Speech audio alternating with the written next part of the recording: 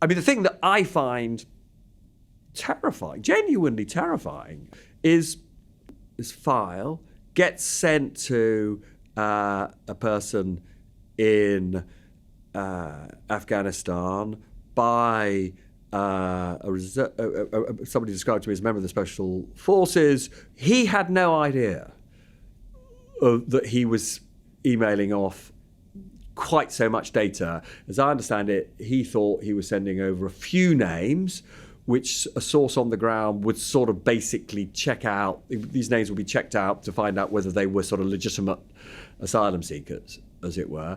It is mind-boggling that he could have access to all this data and just be in a position to send it off to anybody, as it were.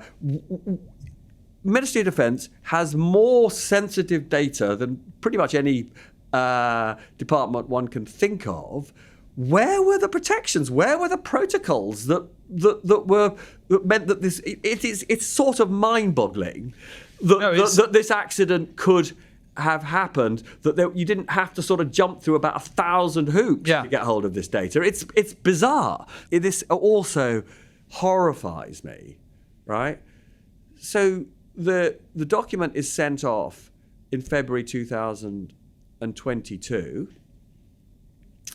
It's leaked in February 2022.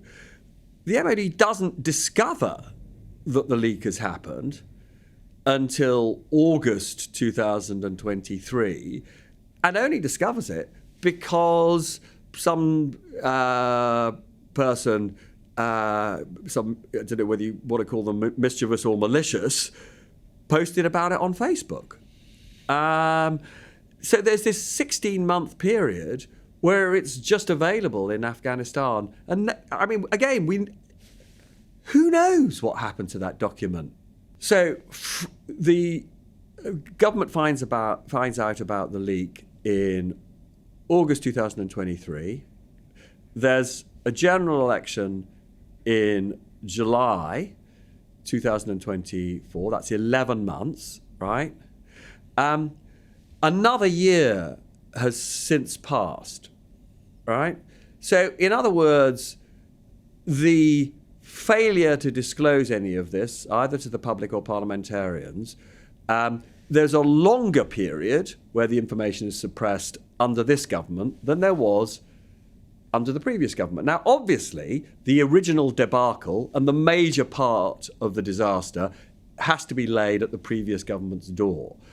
But what do you personally think about the fact that it has taken so long for this government to carry out a review and make a decision? Because I do think that there is an issue around this government about whether it grips the really important issues with enough urgency. Candidly, I don't think that is an issue. At least it's not. It wouldn't be an issue for me. Not really. And let me explain why. Because I think the thing that really shocks me about this, as you've so articulately said, is the idea that one, however senior this Special Forces individual was, we don't know, had access and was in a position to make this mistake. As you say, no one's saying he's malicious. I feel sorry for the guy. It must be imagine having to live with the knowledge that you've put all these people's lives at risk.